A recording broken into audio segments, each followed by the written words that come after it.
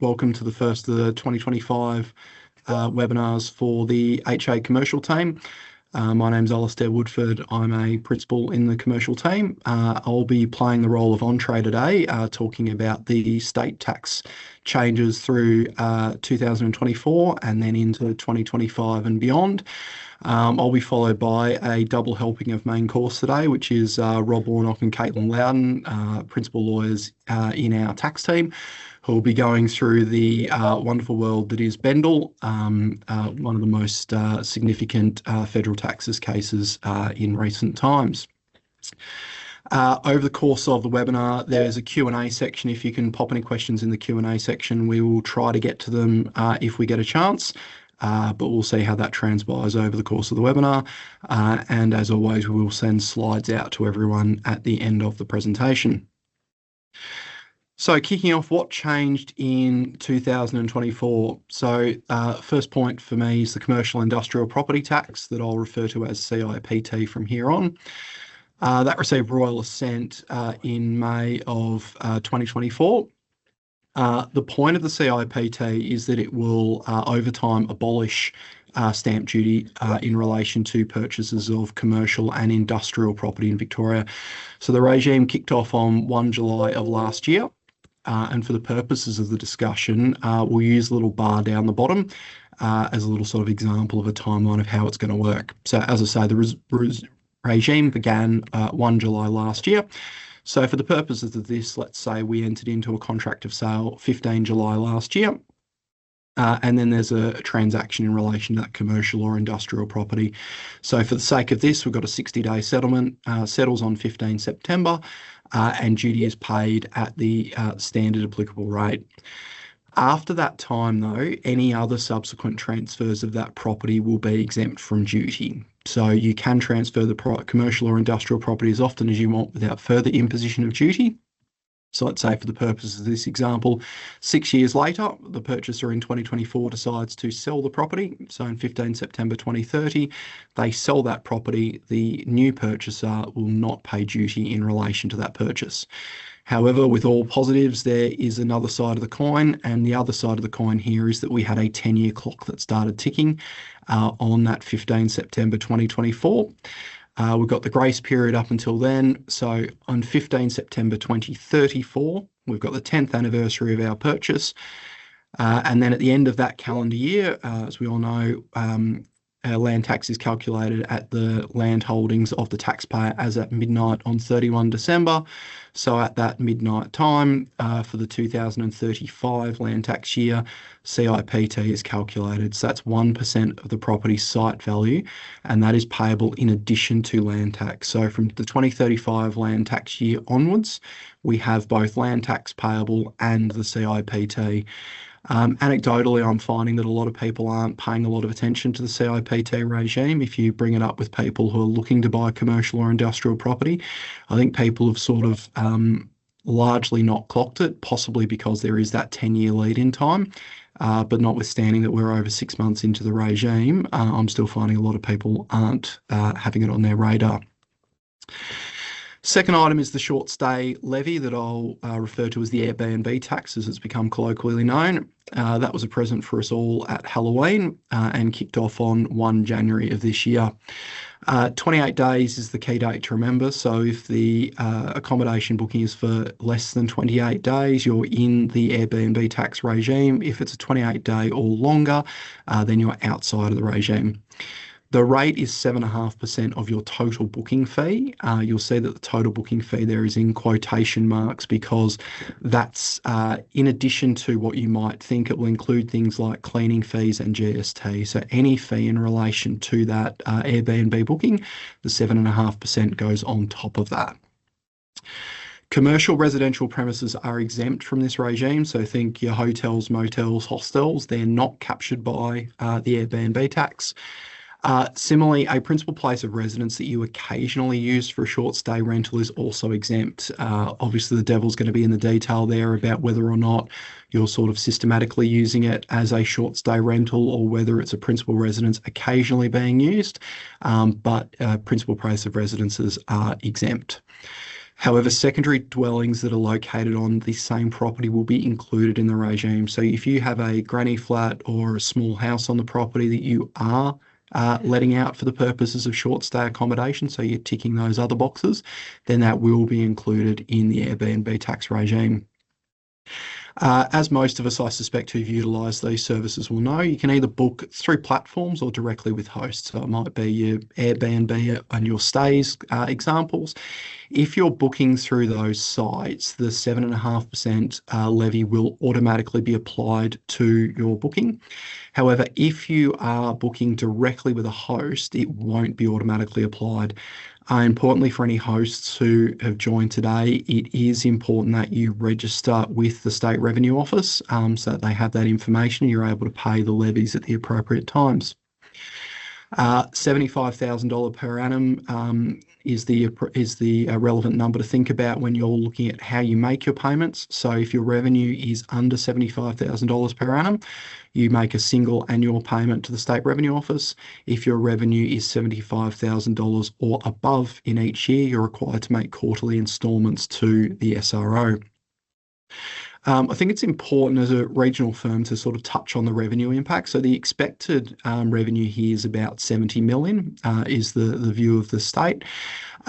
Importantly, they've allocated a significant portion of that to social housing developments, and for regional Victoria, about 25% of that is earmarked for social housing developments in regional Victoria. I bring that up because a significant amount of the opposition to the Airbnb tax came from regional Victoria, where the thought was that it may hurt tourism in regional Victoria. So hopefully the fact that some of that revenue will be put back into regional Victoria is at least some help to those outside of metropolitan Melbourne.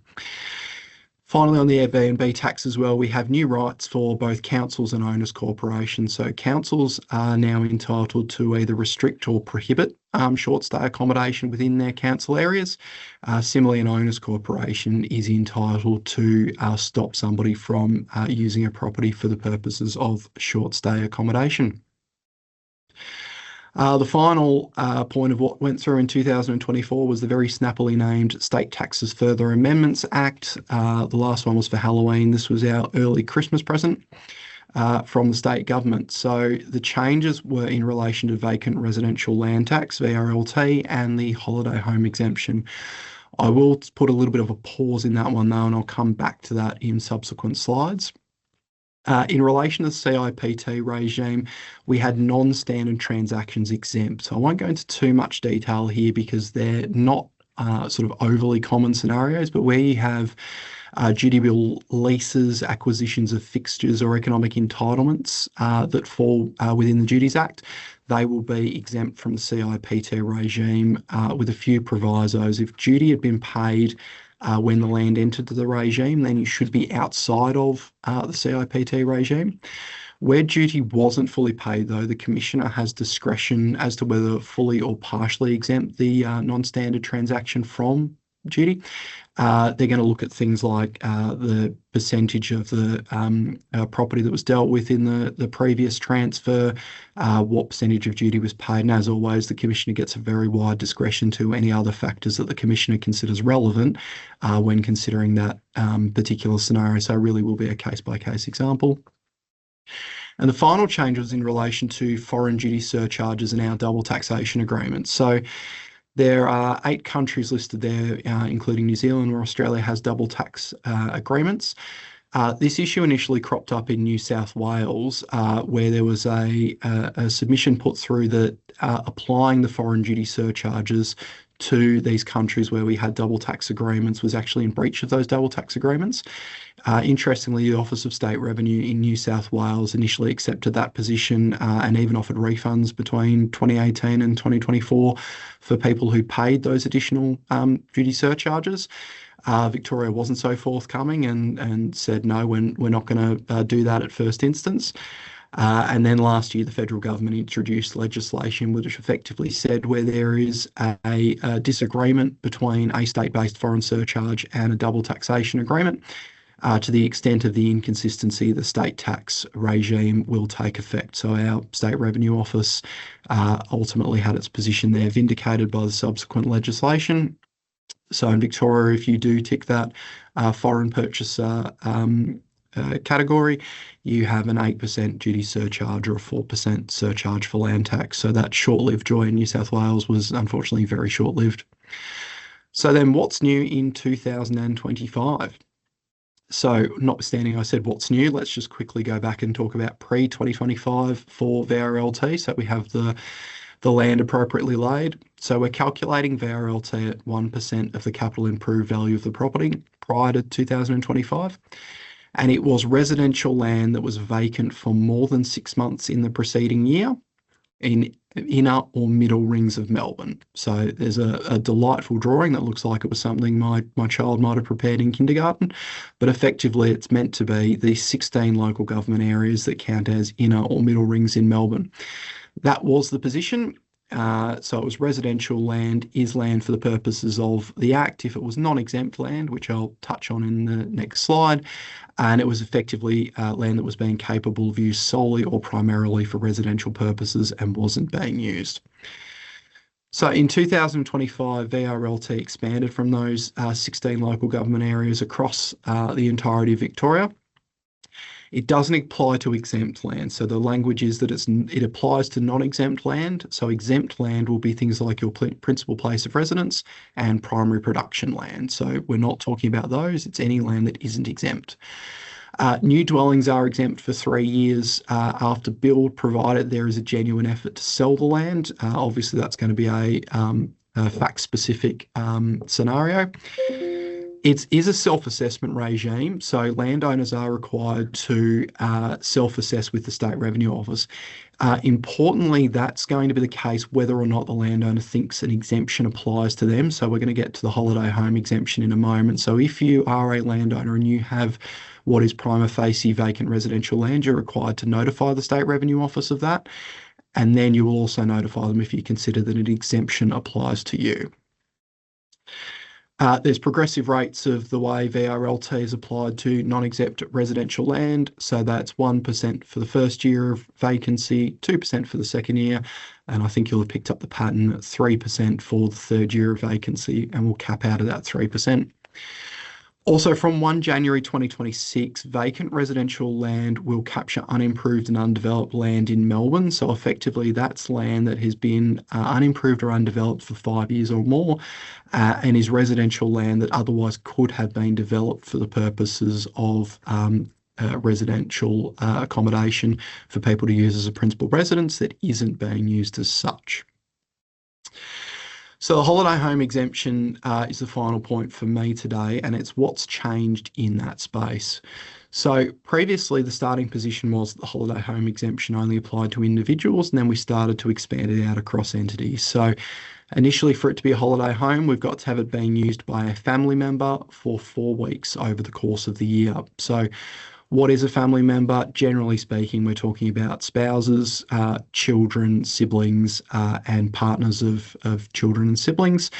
And 4 weeks over the course of the year is an aggregate amount, so it doesn't mean that we need to have a particular family member staying there for 4 weeks by themselves. We can aggregate it across those people across different stays over the course of the year. What's going to be really important going forward, though, is that there's going to be quite a few people going for the holiday home exemption. So having contemporaneous evidence throughout the course of the year that substantiates that the home is being used by somebody in that family member category as a holiday home will become very important. You can very easily foresee that a lot of people are going to be putting forward that their property does fit within the holiday home exemption. So when that is being tested by the State Revenue Office, ideally you'd like to have some contemporaneous evidence showing why you think that is the case, that the exemption applies to your holiday home. So we now have the holiday home exemption applying to directly held land in family trust companies, unit trusts and fixed trusts, and also indirectly held through certain company and trust structures. Importantly, your key date is 28 November 2023. You can't have changed the structure since before that date for it to apply. The reason this was pushed for is lots of people historically would have their holiday homes sitting in structures, and particularly family or discretionary trusts. So the extension of that exemption was applied. The relevant natural person needs to have their own principal place of residence in Australia for the purposes of considering whether the holiday home exemption applies. There are also a couple of extensions for the exemption. So in relation to a natural person, the exemption is applicable for up to 3 years after the death of a natural person owner, provided that we do still have a family member using the holiday home for that 4 weeks a year. And there's also an extension where it's the death of a shareholder and the home is used by a corporation. So the final part to look through here is just a little bit of the table of how those structures work. So I'm not going to touch really on companies, unit trusts and fixed trusts for two reasons. One, it's a little bit more self-evident in relation to the percentage ownership that's necessary. But secondly, it's less common for a holiday home to be used in one of those structures. I think it is worth touching though on discretionary trusts where the ownership sits within that structure. So the test for the State Revenue Office is going to be whether it's the specified beneficiary or their relatives who are using the property as a holiday home. Specified beneficiary obviously is not always a term that we use in relation to discretionary trusts. We have, potentially primary beneficiaries, named beneficiaries, different terminology in different deeds, and the expectation is it will apply to those specified beneficiaries or primary or named. What's not clear at the moment is how far that extension will apply. So in lots of trust deeds, you'll see, for example, A and B, so let's say husband and wife, who might be specifically named, and their children and lineal descendants. So they might be the primary beneficiaries, two people named individually, and then others named by class. So the expectation will be that the Revenue Office will apply it in relation to individuals. So for example, myself and my wife, but they probably won't apply it in relation to my children who aren't specifically named. Obviously, they'll fit within the relative definition of me, but if they were using it as the holiday home themselves, for their own purposes, it might not fit within their relatives.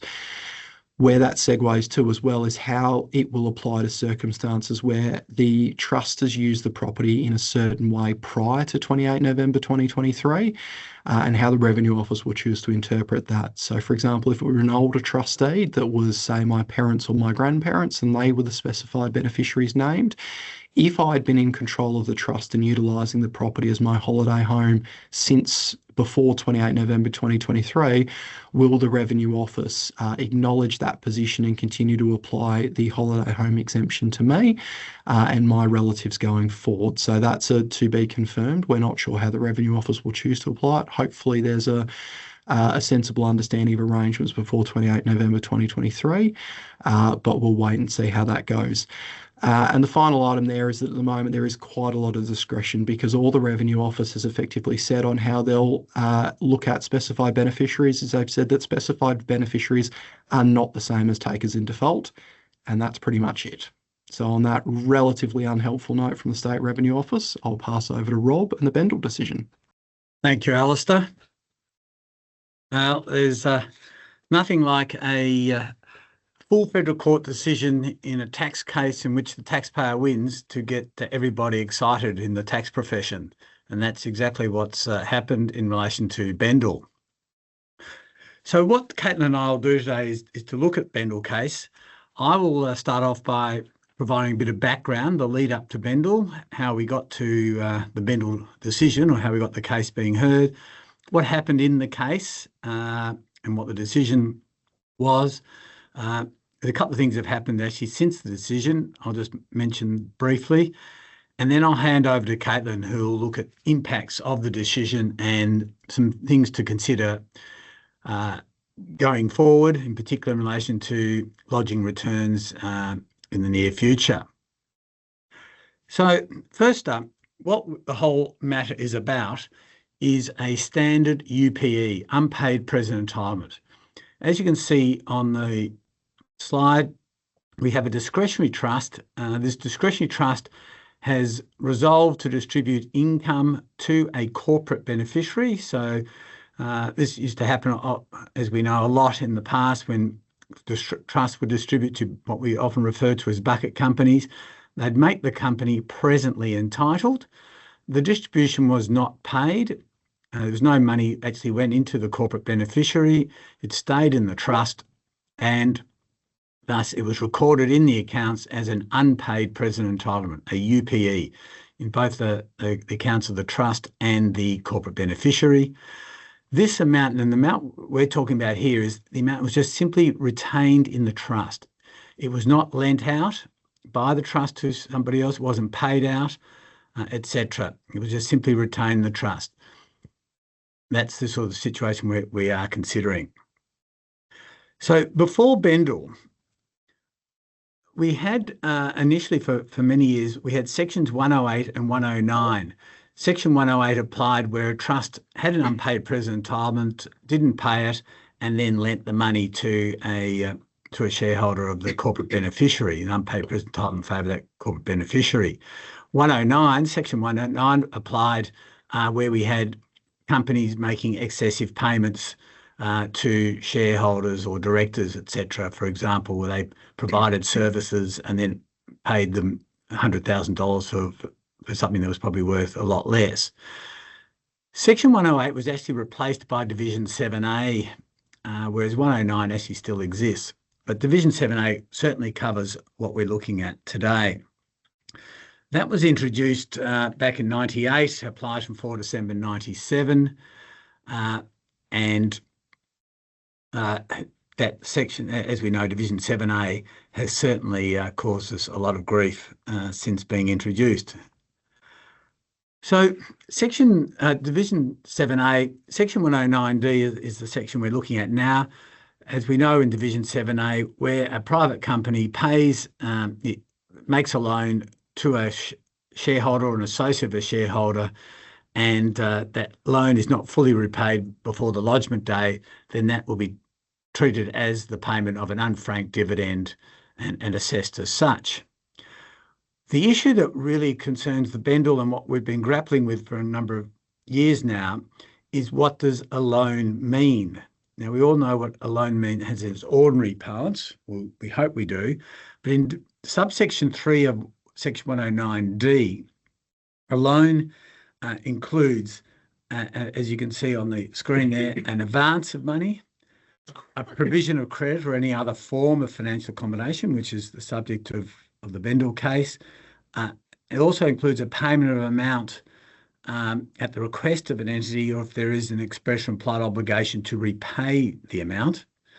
And paragraph D, a transaction in whatever its term or form, which in substance effects a loan of money. So you can see it's quite broad, this meaning of loan.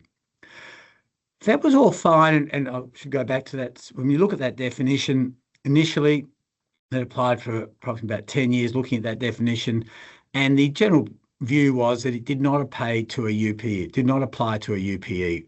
That was simply an amount outstanding. That was not a loan. Then we started getting rumblings in 2009 about, in fact, that the ATO was considering maybe Section 109D applied broader and could apply to UPEs.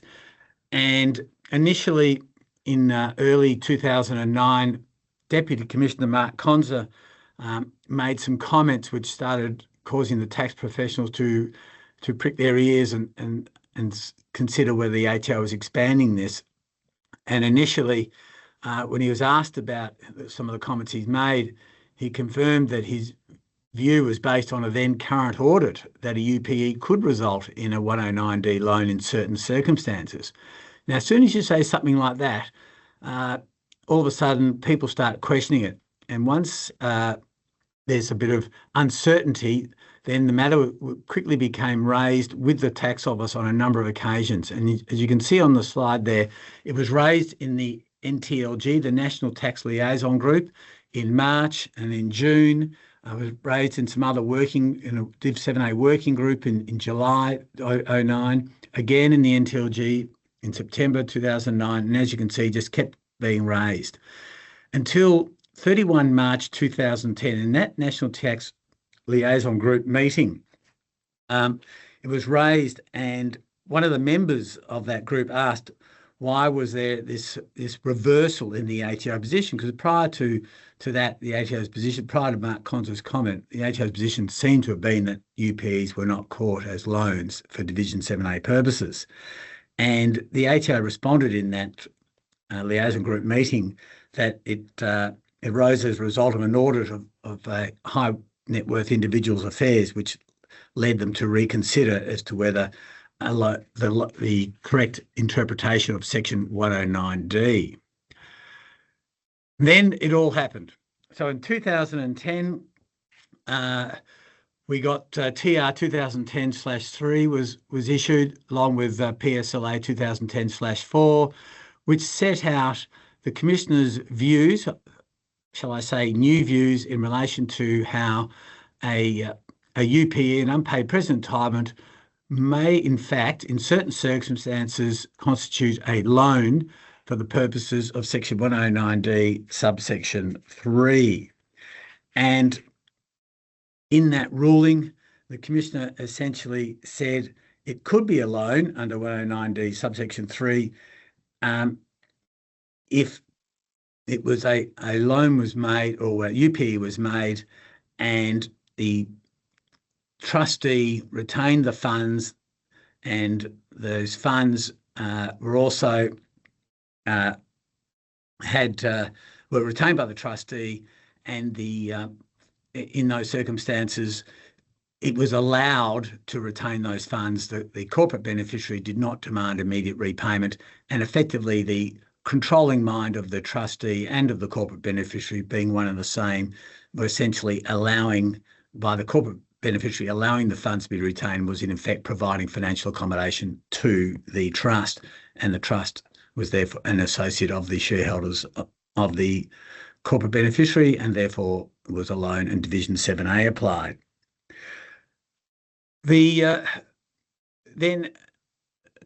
Those documents, and particularly the PSLA 2010/4, provided if the loan was held on a sub-trust, then in certain circumstances, so not a loan, if the unpaid present entitlement was held on a sub-trust, if a sub-trust existed, then certain circumstances that would not constitute a loan, as long as they were held specifically for the sole benefit of the corporate beneficiary.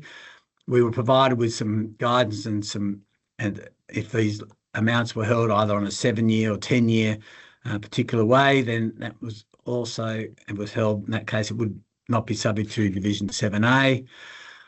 We then had the PCG, the Practical Compliance Guideline 2017-13, being issued in 2017 because some of these 7-year sub-trust arrangements were maturing. So what was happening then and how did that apply? And then in 2022, we had TD 2211 was released, and it replaced 2010/3 and the PSLA 2010/4, which were both withdrawn. And that, again, in the tax determination, the Commissioner upheld his view that the amount could still be, that a UP could still be a loan for Division 7A purposes under 109D subsection 3, and ratified that view. So essentially in TD 22/11, which still applies today, the Commissioner's view is where a trust resolves to distribute a UPE, resolves to distribute income to a corporate beneficiary, and that UPE remains outstanding and does not demand the amount, the company does not demand payment of the amount, and in that case, the company permits or allows the trust to retain the amount, then that can constitute a provision of financial accommodation, and Division 7A can then apply, provided the amount remains unpaid by the time of lodgement day. The Commissioner also says in that TD, if there is a sub-trust, if the amount is held on sub-trust and is held solely for the sole benefit of the corporate beneficiary, for example, it is invested in a bank account solely for that corporate beneficiary, then in that case, it won't be a loan, treated as a loan. That's going to be very rare to see that. I must admit, I have not seen anyone have an amount set aside where you could solely say it was for the sole benefit of the corporate beneficiary, and to which Division 7A is unlikely to apply. Otherwise, what can happen with the sub-trust is where the sub-trust money is effectively utilised by an associate of the shareholder of the corporate beneficiary, in which case Division 7A can then apply, says the ATO in that TD. So that was the position leading up to Bendel. Essentially, UPEs were under TD 22/11, according to the ATO, where it was unpaid present time in favour of a corporate beneficiary and nothing had been done, then that could in fact be a loan. As a result, what a lot of people would do would put those loans, those deemed loans, on complying loan terms under Section 109N. So in Bendel's case, it was essentially as outlined, that it was a loan, a UPE in favour of a corporate beneficiary, and in this case, we had the company, which was Gleewin Investments Pty Limited. It was made presently entitled to the income from the Stephen Bendel 2005 discretionary trust for each of the 2013 to 2016 income years. They remained substantially unpaid by Gleewin's lodgement date, by the lodgement date, and as Mr. Bendel controlled both the company and the trust, then the ATO took the view that the company allowed this amount, it did not demand repayment. It allowed the trustee of the trust, which was an associate of a shareholder of the company, to utilise these funds, and therefore was provision of financial accommodation in those 2014 to 17 years, that is in the years following the actual year of distribution, and as such was a deemed dividend under Section 109D. So in this case, the Commissioner, he argued his broad interpretation that by allowing the time for payment is a provision of credit or any other form of financial accommodation, the non-demand of payment came within the meaning of Section 109D3 subsection B, and also in subsection paragraph D, arguing that it had the same effect as a loan. The respondent, in this case, Mr. Bendel, argued and said, no, 109D should be interpreted as a loan. It refers to a loan. What is a loan? And a loan, they argued, requires a positive act by the private company to actually provide an amount to the trustee, to the trust, and in a situation where there was a requirement for a repayment to be made. And that was the narrow interpretation provided. And that's what the AAT, the Administrative Appeals Tribunal, when it was held there, found that there was not a loan on that basis, and that was appealed to the full federal court. As we can see, we go back to that definition. As I said, if you can see in subsection 3, it refers in paragraph A to an advance of money. It starts off by saying a loan includes an advance of money. Paragraph C, a payment amount where there's an obligation to repay. Paragraph D, anything which in substance effects a loan. So it's all this about a loan. And therefore, it was argued by Mr. Bendel that paragraph B, any other form of financial accommodation, should be read in the context of those words and what a loan would be. The court considered the arguments and essentially said this is when you're looking at interpreting a statute, it must be read in the context, that this paragraph B must be read in the context of the whole of Section 109D, that is the context of paragraphs A, C and D, which when very much looking at a loan, and the court took the view that this means that there needs to be an advance of amount of money with an obligation to repay that amount. Here in Bendel's case, we had simply the trustee of the trust had made a beneficiary present entitlement. That did give rise to an amount that was owed to the beneficiary, but all we had simply here was an obligation for the trustee to make a payment to the beneficiary. There was no advance by the beneficiary to the trust, and there was no obligation to repay an amount. It was simply an initial obligation to pay an amount. And on that basis, it held that there was no loan within that paragraph or within Section 109D, subsection 3. It also looked at other parts of the section, saying that in subdivision EA, that was the provision that should allow that where there is an unpaid present entitlement, that was designed specifically to apply to UPEs, where the trust then made the money available to an associate of the loan, whether the trust made a payment or a loan to a shareholder or an associate of the shareholder. So there was an issue: would subdivision EA be relevant at all if the Commissioner's interpretation was upheld? I provided in the slide there's a quote there, as you can see, and particularly the second quote, where the court said that, having regard to its context, paragraph B there is to be construed as referring to a provision of credit or any other form of financial accommodation which involves an obligation to repay an identifiable principal sum rather than simply an obligation to pay. So you can see that difference between an obligation to repay compared to an obligation to simply pay. The creation of an obligation to pay an amount to a private company that does not result from a transfer of an amount from or at the direction of the private company is not a loan within the meaning of paragraph 3. This is consistent with the use of the phrase makes a loan in subsection 1, which connotes something more than the mere existence of a debt owed to a private company. So as a result, the appeal was that is dismissed. The Commissioner lost the case, and that is the current law at the moment. Since the decision was handed down, the Commissioner has actually applied for special leave to appeal to the High Court, to appeal the decision to the High Court. The Commissioner has also issued an interim decision impact statement. This is effectively updating the initial interim decision impact statement he issued after the AAT decision.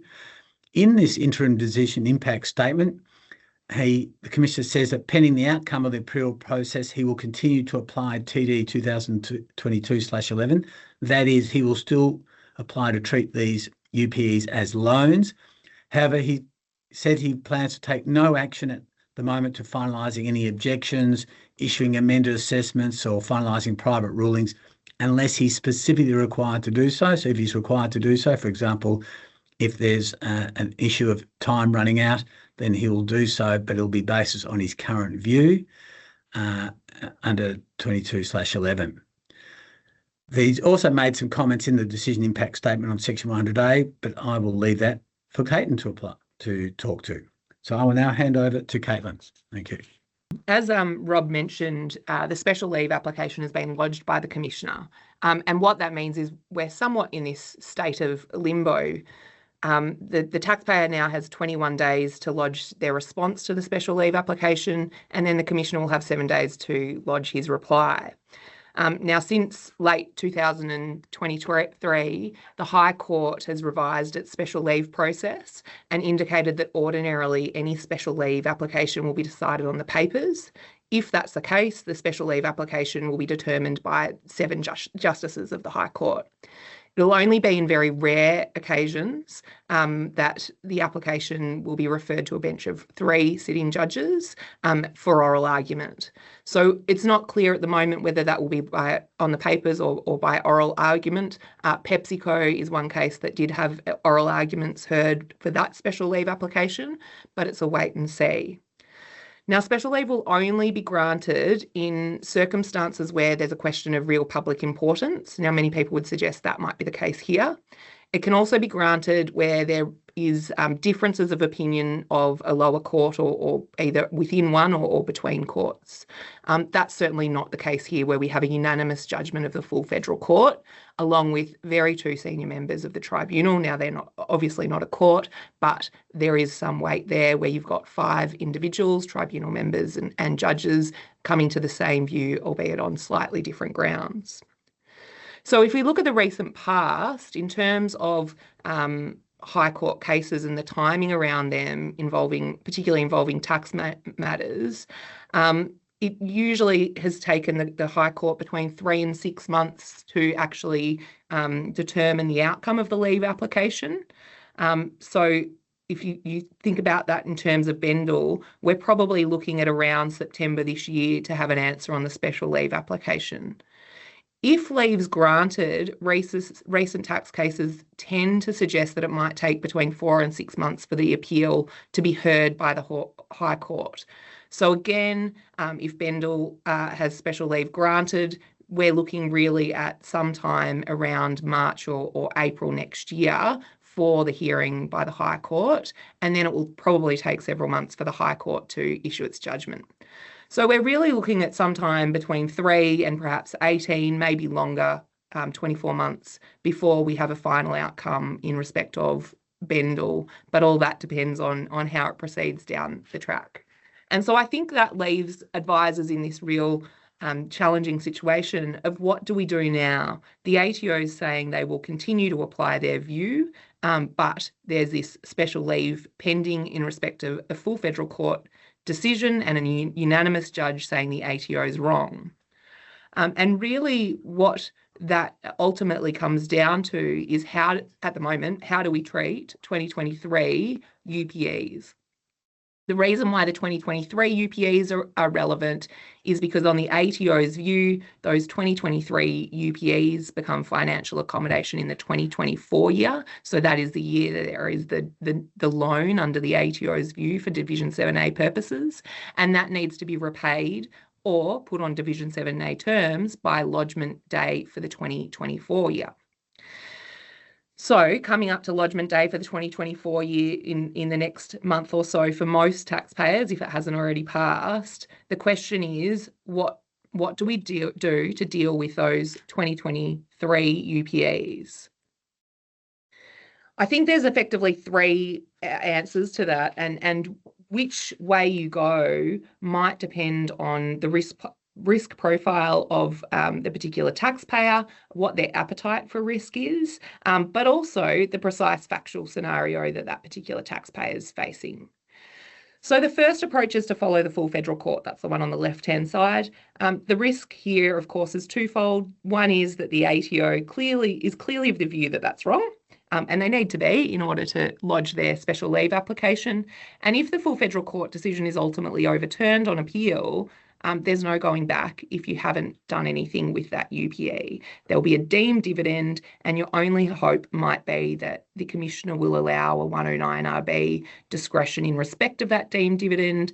The challenge there is 109RB applies only in very limited circumstances, and that is where there's an inadvertent mistake or I've just lost it, inadvertent error or a mistake. And in circumstances where you've intentionally decided not to do anything with that UPE, it might be questionable as to whether you actually get in within the bounds of the 109RB application. So a second scenario might be to think about something along the lines of the PSLA 2010-4 subtrust agreement and the investment returns in respect of those agreements where they were put on the 7 or 10-year investment return approaches. Now, of course, there is a little bit of a challenge with that because the PSLA has certainly been withdrawn, and the other issue is in the tribunal, both the taxpayer and the Commissioner argued that the funds in respect of the UPE in Bendel's case were held on subtrust pursuant to the terms of the trust.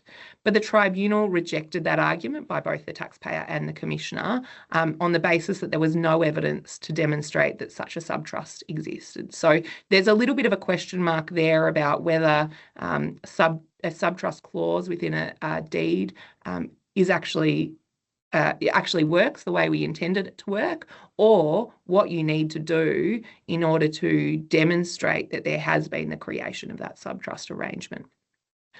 The final perhaps way of dealing with UPEs for the 2023 year is to just continue applying the ATO's view. So you put it on 109MN terms, you have the relevant Division 7A term and interest rate applying, and you go forward and deal with it in the same way we have been dealing with these amounts for the last 15 or so years. The challenge with that is once you've converted the legal relationship into one of borrower and lender, you've got that relationship, and it can't be unwound even if the special leave application is rejected or the taxpayer wins if there is ultimately any appeal to the High Court. Now, the only other thing you might want to consider is whether there's some halfway house where perhaps the trustee and the corporate beneficiary don't change the legal nature of the UPEs, but the trustee agrees to make payments, not repayments, but pay a principal amount of the UPE and perhaps an additional return, not interest, something akin to an investment return in similar amounts as that required under 109N, and whether that might suffice in this intervening period. Now, as I mentioned, the special leave application could take some time, and so there is the question mark as to whether we'll have the same issue arising in relation to 2024 UPEs when we get to lodgement day for the 2024 year in the first half of next year. The one challenge with going down the Bendel approach is you need to be really careful with what facts you have before you and consider all the other possible provisions that might have application in respect of a particular factual scenario. So I'll talk a little bit more about subdivision EA and EB, and I'll also talk about section 100A in a little bit more detail shortly. The other thing you need to consider is if you do go down the Bendel approach, if you're looking at forgiving or cancelling those UPEs, you need to give careful consideration to various provisions and whether they might have some application where you're maintaining the position that there's a UPE. The one that's probably worth picking out the most here is in respect of 109F. And that is where there's a deemed dividend, where there's a forgiveness of a debt. Now, the provision of 109F doesn't use the same language of 109D. That is the definition of what a loan is, but for the purposes of Division 7A terms. And what we have in the full federal court is saying that where you have a UPE, you don't have a loan, but you do have a debtor-creditor relationship. And so there's a question then as to whether the cancellation or forgiveness of that UPE could result in the application of 109F. You also have to consider all the CGT issues that might arise in respect of the company and how any anti-overlap provisions might work in respect of the company. And if they do, they're imperfect, to say the least. So there's a lot to be considered in respect of just going down the full federal court case. One of the really key issues that you need to consider is subdivision EA and EB. What subdivision EA and EB essentially do is say that where there is a present entitlement to income owing to a private company, but the trustee of the trust separately makes a payment, loan or forgives a debt of a shareholder of that company, then subdivision EA or EB, which applies more in relation to interposed entities, can apply in respect of that loan or forgiven debt or payment to the shareholder of the private company. Now, the timing for subdivision EA is quite different from what the ATO's view is in relation to the operation of subdivision Division 7A and 109D in respect of the UPE being treated as a form of financial accommodation and a loan for Division 7A purposes. So as I mentioned before, in relation to the ATO's view, the financial accommodation in relation to a UPE arises in the subsequent year from when the distribution is made. And then you have to put it on Division 7A terms or have it repaid by the subsequent or the lodgement date for that year. So there's this delayed payment.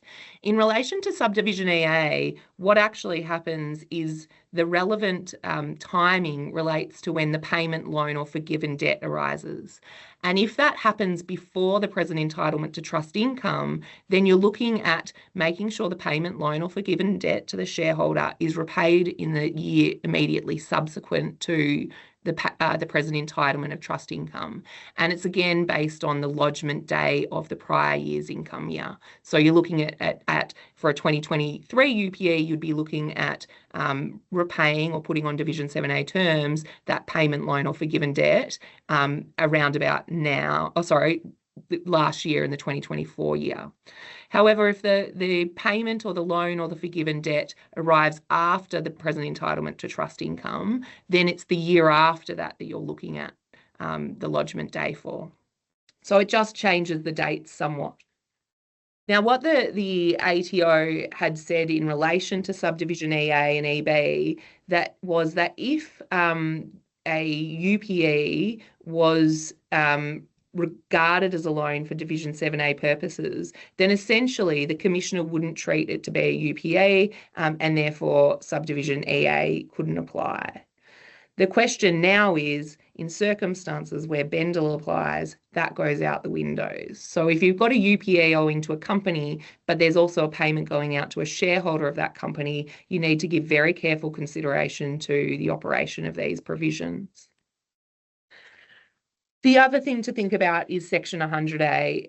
Now, Section 100A was certainly raised by the ATO when they were first putting out their view in respect of the operation of UPEs and 109D in early 2009.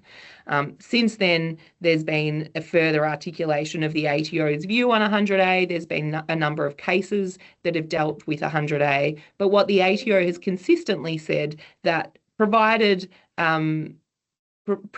a UPE is put under Division 7A complying terms, the ATO won't seek to apply 100A. It fits within the green zone, if you can recall the traffic light system for the public guidance in respect of 100A. The ATO also hasn't sought to apply 100A in respect of unpaid entitlements that were created before 16 December 2009. Now, that's the relevant date of when the ATO released its initial guidance on Division 7A and UPEs in its draft form. What we now have in the ATO's decision impact statement is that the ATO has clearly put 100A back on the agenda and said that it will be a tool in their toolbox if the taxpayer is to apply the reasoning of the full federal court in Bendel. And the ATO really reiterated its position that it put out there in its PCG in respect of 100A, and it said that they'll accept that loans on Division 7A complying terms are sufficiently commercial, so it will fit within the ordinary family or commercial dealing exception to the operation of 100A. But in those circumstances, it won't apply 100A. What it then went on to say in the decision impact statement is that if instead the trustee retains the funds that the corporate beneficiary has been made entitled to without converting that entitlement to a loan, at least as commercial as the terms set out in Division 7A, the arrangement would fall outside the green zone in the PCG. In situations such as those, we might engage with you to better understand your arrangement, including the risk of Section 100A applying. So it's quite clear that the ATO will look to apply 100A. Now, you still need to make out all the necessary requirements of 100A, so things like the connection requirement or sometimes referred to as the nexus requirement between the relevant reimbursement agreement and the present entitlement. You also have to make sure there's the benefit, but if the benefit is retained by the trustee, that might be there. And there also has to be the tax reduction purpose. Now, if you're thinking about payment of tax by a corporate beneficiary versus retained by a trustee but taxed at highest marginal rate, then you would think that particular requirement might be reasonably easy to make out. Now, I have one qualm with what the ATO has said in the decision impact statement in respect of the operation of 100A. When we're talking about Division 7A loan terms, I would suggest that those terms are anything but commercial. In fact, I'd say they're pretty uncommercial. Now, it might be a brave administrator to go out there and say that a statutory scheme setting out the terms of a particular loan are uncommercial, but there's plenty of statutory schemes setting out the terms of uncommercial loans, and student loans are perhaps a very simple example of that. But I would suggest that Division 7A loans are also fairly uncommercial. What we might be able to say in respect of 100A is where you have a UPE without any provision of loan terms, that perhaps fits in within the course of an ordinary family dealing. Now, it's pretty uncommon for any UPE to be required to be paid out at particular intervals or with interest, other than it having to be paid out when it's called for by the beneficiary that's entitled to that amount. So I would suggest perhaps that there is an argument to say that where you have a UPE, that will be entered into in the course of an ordinary family dealing, even if you don't put it on particular loan terms. The ATO will certainly disagree with the view that I've just suggested. The last thing you might want to think about if you're going to maintain the current full federal court view is just considering Part 4A and whether that could have any application, but I might leave that for one moment because we're running low on time. The last thing I wanted to talk about is, well, what's next? Now, of course, we've talked through what the outcomes might be if special leave is rejected or an appeal is allowed and either the Commissioner wins or the taxpayer wins. But we also have this looming large question about whether there might be any legislative amendment. Now, legislative amendment in respect of UPEs and Division 7A was first brought up by the Coalition government back in 2019 and the budget that was issued that year or for that year. What the budget said was that they would incorporate an integrity rule which would treat UPEs, if there was any doubt, as being subject to Division 7A. And the relevant measure was intended to take effect from 1 July 2019. That was then pushed back to a start date of 1 July 2020, and ultimately in the 2020-21 budget, the Coalition said that those targeted amendments would take effect from the date of royal assent. But there are some other questions in respect of this. It's still there. Nothing's been done, it seems, in respect of it. Certainly the Labor government doesn't seem to have progressed it, but it's just sitting there without any reversal of that indication that it would happen. So the question then is, particularly in light of some of the statements made by the full federal court, is that really a simple legislative fix? How will it address concerns that the full federal court had in respect of double taxation in relation to the operation of this basic integrity provision, along with subdivision EA or EB? And does it really require a full rewrite of Division 7A, which has been looming large since about the 2012 year? And is what the ATO really after, or perhaps the legislature, a de facto undistributed profits tax, but under a different name? So there's a lot of unknowns still, and it's a bit of a watch this space. And it's also about managing your client and what's most appropriate for them in this intervening period of limbo. That brings us to the end of our session today. We'll send the slides out via email. Our next webinar will be held on the 3rd of April by Bridget Kelly, Tristan Burke and Ivy O'Dwyer. It will be on the topic family, finances and final wishes, navigating the intersection of family law and estates. So an interesting one by our family law and wills and estates team. Thank you.